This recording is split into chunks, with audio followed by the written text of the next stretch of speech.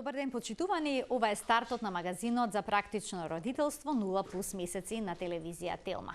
Секој дете растејќи минува низ бројни фази. Во секој од нив можете да очекувате одреден степен на инаетење, прекосење, отпор кон родителите. Една од фазите е наречена фаза на негативизам, кога детето на секое барање на родителот одговара со не и не сакам. За инаетливоста кај децата и кризата на третата година, односно оние развојни фази кои што вклучуваат инаетливост и прекосење, денеска разговараме со примариус доктор Бери Бошковска, психијатар за деца и млади од Ремедика. Добре ни дојдовте. Добар ден. Некои стручни лица велат дека вториот роден ден е краткотрено избалансиран период, пошто следува една фаза на чудно, несекојдневно однесување на детето полно со пркос и дека кулминацијата на ова бурно однесување кај на возраст од 2,5 години. Зошто е тоа така?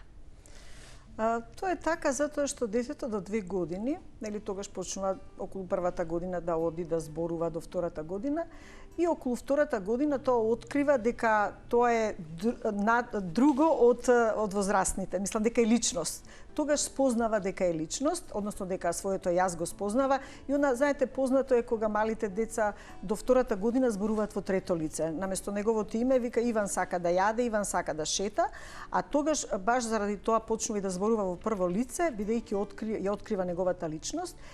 И тогаш открива и тука се јавува неговата волја и можност да избира. До тогаш одлучувале мама и тато, а тогаш почнува да одбира да или не, односно дали сака или не сака и да се раководи од својата волја. Значи, и сега таа волја кај децата е присутна, нели? Присутна е нормално и кај возрастните, но тука може да се јави недоразбирање, односно тука да се јави таа втора година, односно измеѓу втората и третата година, се разбира зависно од зрелоста на детето и неговиот сознаен развој, понекогаш и до четвртата година може да трае тоа, но тоа се вика, самата фаза е психолошка и психолозите ја викаат фаза на негативизам, фаза на инает, фаза на спротивставување, на пркос, па дури и фаза на плачење. И сега тука е многу важно како возрастните да се справат со ваквото однесување на детето. Знаете, понекогаш таа фаза може да биде многу драматична, да родителите губат своето трпение, стануваат нервозни и не често се обраќаат за помош како оваа развојна фаза побезболно да ја надминат со нивното дете, значи да не го повредат, да не ја уништат неговата самодоверба и нормално не физички да го казнуваат.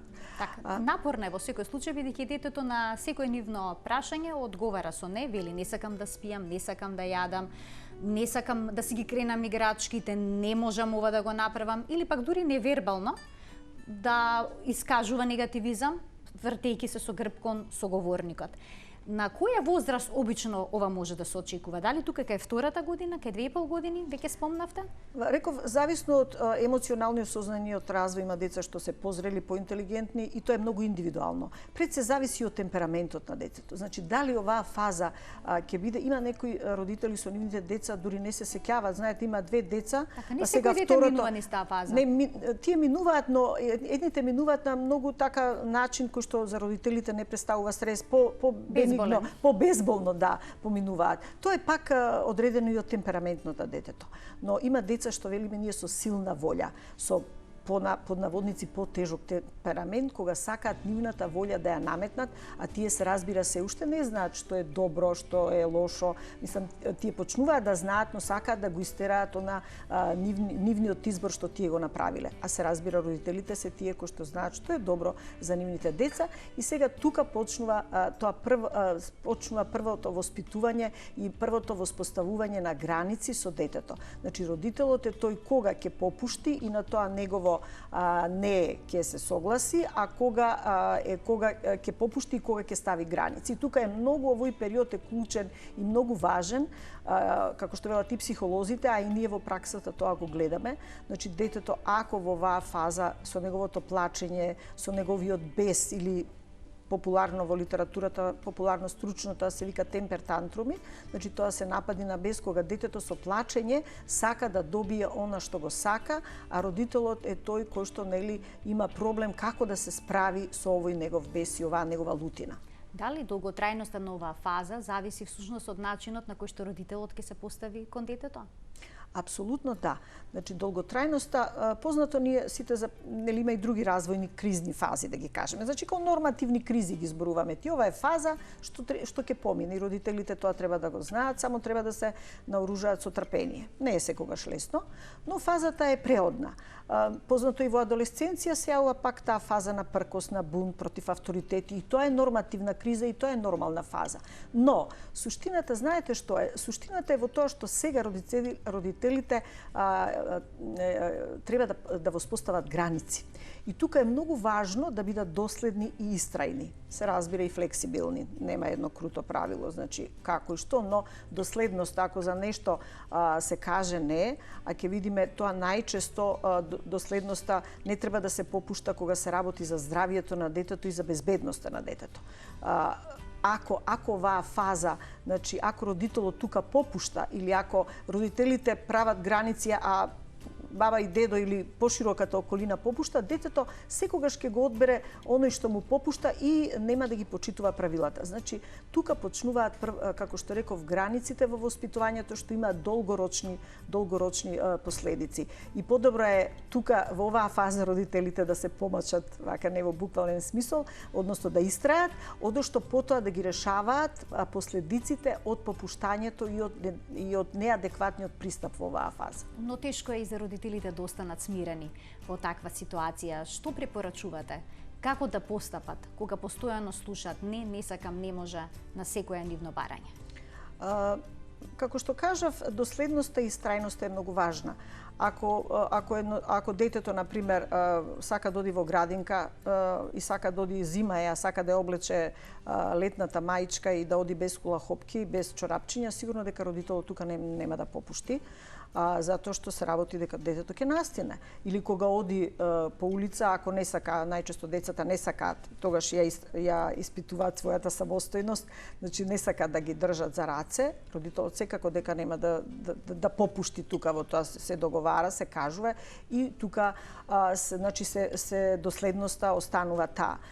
Педагозите велат не му дозволувајте на детето она што сметате дека не треба. Значи дома почнуваат тие граници затоа што понатаму и во социјалното живење, значи она што му се дозволува дома, тоа ќе го манифестира ако е забрането, ако е по него ризично, значи ќе го манифестира и надвор со другарчињата, нели не е дозволено да се удира, не е дозволено да се тепа или да се штипе братчето, значи тие граници во воспитувањето се прават дома. Исто така, кога зборуваме и за здравието и за безбедноста, во одредени ситуации, значи, попустливост или недоследност, не можеме секогаш да збориме на фиксно да е тоа така и ќе му објасниме. Многу е важно, знаете, на детето да му се објасни зошто ние тоа му браниме, односно зошто му кажуваме дека не треба. Родителите понекогаш се збунети, па знаете, на 2-3 годишното дете му објаснуваат како да има 7-8 години. На малите деца се објаснува со едноставни кратки реченици, со 2 реченици, не со 10. Јас често пати кога ги советувам родителите. Зошто? Затоа што детето прво нема внимание да ги проследи сите тие 10 реченици и ќе изгуби суштината на она што сакаат родителите да го научат. Значи, тоа не може зашто ќе се скрши и тебе ќе те боли, ќе падне. Се објаснува со 2-3 реченици. И многу е важно глумење на смиреност. Значи, доколку родителот е нервозен, а навистина тоа знаат тие ситуации да бидат многу драматични, просто вака да ги извадат од кожа родителите, родителот кога поради неговата безпомошност може да стане нервозен, бесен, да почне да вика, што дополнително кај детето уште повеќе се зголемува тој бес, плачење, тоа, знаете, изгледа драматично, вика, плаче, се тресе, ги кочи рацете, почнува дури да повраќа, очите му стануваат зацрвенети, исколашени, се валка по подот и тука е многу тешко да глумите смиреност, но знаете, важно е да родителот биде тука, да не го отфрла детето, да не му зборува дека не те сакам. Понекогаш родителите знаат така да постапат поради нивната безпомошност. Тие не го мислат тоа, ќе те дадам, ако не си умен, ќе те однесам таму, што дополнително, бидејќи мислењето кај децата е на конкретно ниво, уште повеќе ги збеснува. Значи, глумење смиреност, објаснување со 2-3 реченици и во просторијата да бидете тука покрај детето, да го игнорират и игнорирањето некогаш помага, и да не се зборува тогаш баш кога е фазата, таа трае неколку минути минути, додека детето вришти, плаче, тоа не ве слуша. И родителот понекогаш ќе го засили тонот, уште посилно зборува, тоа уште повеќе вреска. Значи, се разговара после тоа на начин што детето е мало, реков, на многу конкретно ниво. Тоа што не го прави добро, не постојано да му се повторува, за да не се фиксира детето со таквото однесување. На малите деца треба да се каже зошто и како, реков, едноставно, но не постојано ти не си умен, тоа што го правиш не е добро. Ти си така ја дисквалификуваме личноста на детето, детето се доживува дека е лошо и може ваквото однесување да продолжи. Значи, тука треба родителите преку нивното и се разбира, многу е важно, децата гледаат и слушаат. Они слушаат што им кажувате, но и гледаат како родителите се однесуваат. Значи, тоа е многу важно во тоа целокупно постапување со нив, како да се справат со оваа вака бурна фаза. А дали може да се предвидат овие изливи на бес кај децата? Па, знаете, јас тоа би го формулирала најчесто кога се случуваат, нели, вака овие изливи на бес. Познато е дека родителите ги превенираат на некаков начин. Значи, прво оно што е најважно, тие се сите важни и многу од тие ситуации предизвикуваат бес, но децата викаат има дневна рутина. Малите деца многу е важно да имаат ред, нели, во спиење, јадење, одење во градинка, доаѓање дома. Ако е детето гладно или ако нас ни дошле гости, а тоа треба да спие, тоа не може не можеме на гостите да им речеме да си одат, а времето за спиење него он го чувствува тој биолошки часовник и најчесто може и тогаш, знаете, да се јават тие напади на бес, му се спие, па легнува, станува, плаче, станува раздразливо. Значи, тука родителите мора да предочат дека тоа он не го прави намерно, дека му се нарушило тој негов, нели, ритам на тие основни физиолошки потреби што се неопходно. Исто така децата ги добиваат тие напади најчесто кога им се мешаме во играта. Значи, вака како пример, детето отишло, децата многу ја сакаат водата и сега ако види мајката со сунгерот, детето фатило нешто да растура таму со водата, нели, почнува да се меши, тогаш кога нешто му одземаме на детето, тоа со неговото психолошко поимање на работите мисли дека ако нешто му земеме дека нема да му го вратиме и тоа исто така го збеснува. Го збеснува и кога нагло му ја прекинуваме играта, супата ќе се олади, ајде станува и одма. Значи секогаш на децата треба претходно да им кажеме ајде уште 5 минути треба да ручаме. Значи детето не знае колку се 5 минути, но знае при следното кажување на мама и на тато да нагло да не биде тоа прекинување на играта.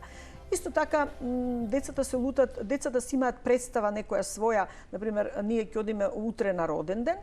Ако тоа му го кажеме денес на 2 и 3 годишното дете, тоа утре за него нема поим во неговото психолошко уште емоционално сваќање на работите. А ако му речеме во недела, тоа воопшто нема да се случи. И тогаш знае многу често, нели, ако нешто многу го сака, во недела ќе одиме на во зоолошка градина, денеска е среда, детето сака веднаш. И тука исто многу често кај децата може да се јави тој темпер тантрум. Децата не сакаат исто така кога нивните играчки се даваат ако дојдат, нели, гости или роднини, и кога нивните играчки без прашање или припрема им ги даваме на другите деца, исто и тогаш тоа како нешто лично нивно го сваќаат и дека некој ќе им го земе, се јавува тој темпер тантрум и љубомора ако се роди, нели, во семејството братче или сестриче, па ако еве ти си голем сега твоите играчки ќе ги дадеме на нели на твоето братче, детето тоа го доживува како и ускратување на љубов и како двојно како да му земате нешто што му припаѓа нему. Значи најчесто тоа се некои начини на кога детето најбурно може да реагира и родителите, нели, треба тие да ги предвидат, односно за да избегнат такви ситуации кога детето може да западне во таква една фаза на инает, и таа може да се манифестира, знаете, и тој негативизмот значи една пасивна агресија. Не сакам, не правам за инат, а активната агресија она може да земи да фрли, да скрши нешто, да повреди. И тука морат да родителите внимателно се справат со детето како ова не би се повторувало и не би станало едно фиксирано однесување, како што рековте, што може да се манифестира и во градинка, и утре и во училиште, и како детето расте. А ако пак многу му се попушта, затоа што не можеме да се справиме или родителите не може да се справат со нивното дете, тогаш попуштањето значи разгалување, значи немање граници и кога тогаш ова ќе се пролонгира и ќе се јави на друг начин преку растењето на детето. Да им дадеме можност на гледачите да се вклучат во програма доколку имаат некакво прашање поврзано со кризата на третата година, со фазата на негативизмот и со тантрумите, што се јавуваат на оваа возраст. Телефонскиот број на телевизија Телма е 3076 Гостинка во студиото ни е почитуваната примариус доктор Мери Бошковска, психијатар за деца и млади од Ремедика. Треба ли на децата да им се даде во овој период одреден простор во кој што ќе имаат контрола?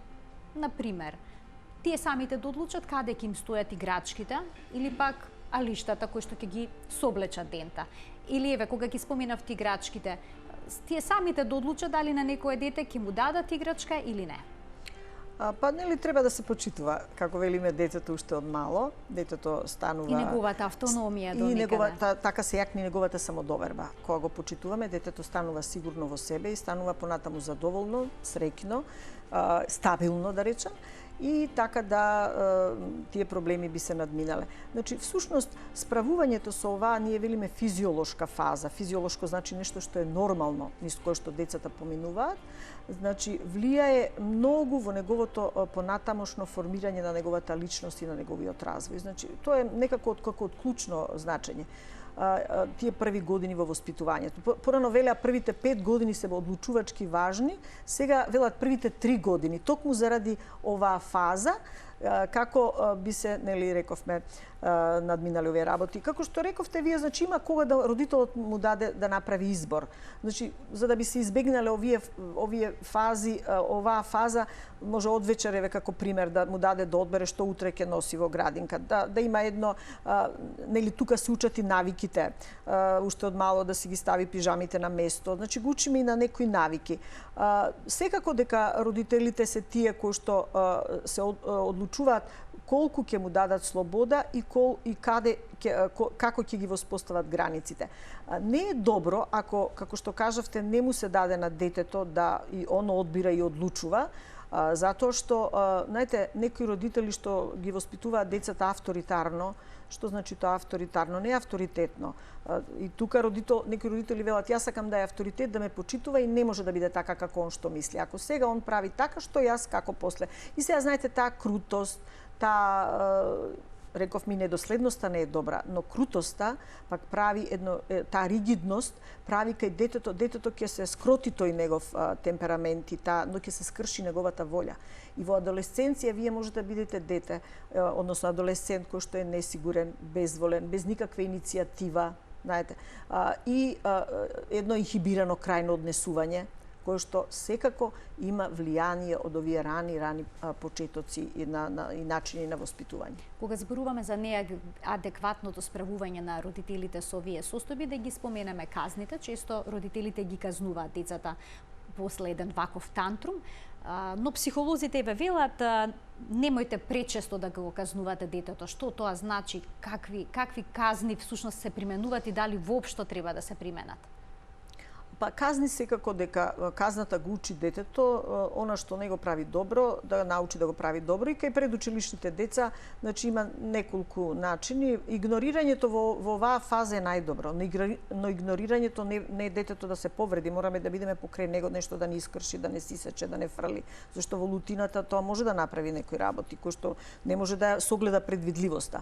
Значи глумењето, пак да кажам, смиреност и игнорирањето е многу важно и најважно. Тепањето е, знаете, во состојба кога родителот не може сопствените емоции да ги исконтролира или се провоцирани од бесот и лутината на детето, Ќотекот велат во нашата македонска синтагма и балканска дека излегол од рајот, не, а психолозите велат тоа е родителска беспомошност.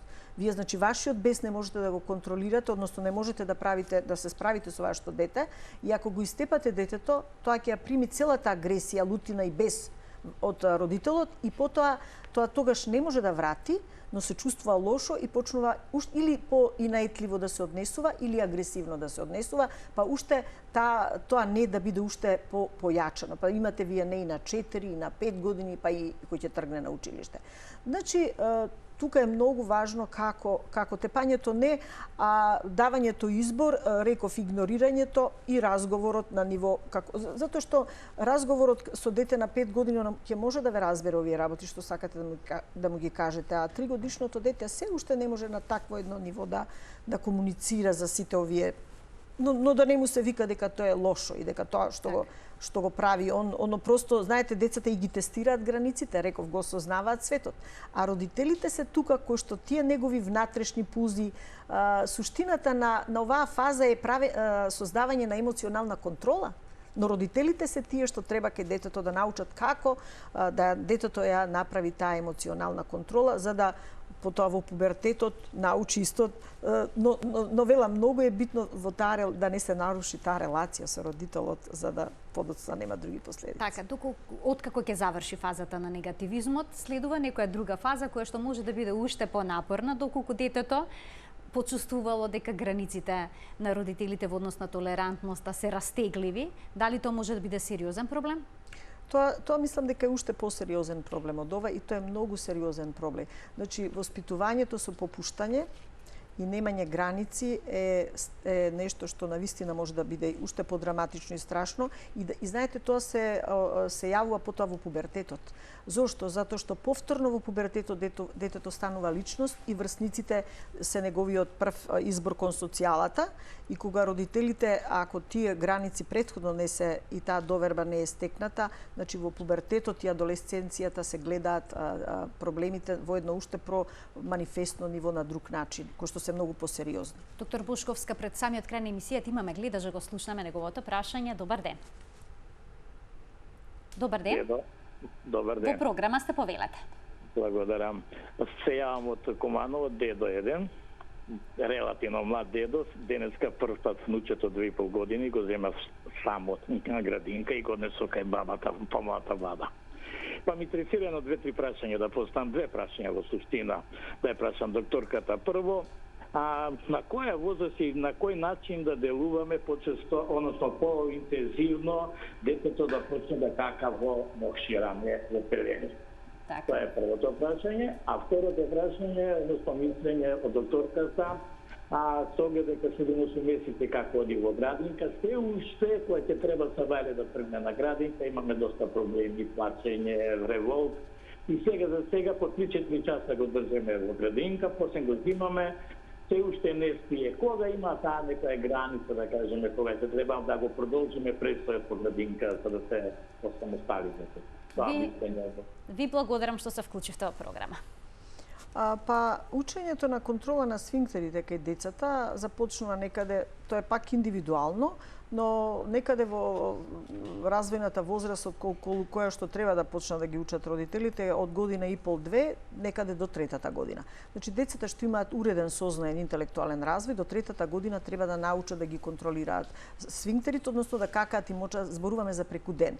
А за ноќното мочење тоа е толерантно и до 5-та година и не се смета како проблем, тоа е друг. Значи, дневното е и сега може да се искористи, бидејќи гледачот рече дека 2,5 години има, мислам, внучето. Згодно е сега во овој период кога ќе се стопли времето, обично летно време, се препорачува поедноставно и за соблекување, облекување и така натаму да се таа контрола воспостави.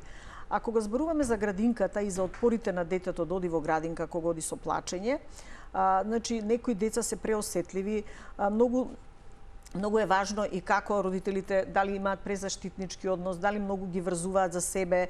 Децата се и паметни ако знаат дека ако има кој да ги чува. Значи сето тоа може да резултира и уште многу други причини да детето одбива да оди во градинка, но оптимално она што велите вие со спиење, децата после 3-та година, значи заради социјализација, тогаш е она добро додат во градинка, кога во таа фаза на интерес од другите деца, да играат со нив, значи да се развива таа социјализација некаде околу 3-3,5 годишна возраст.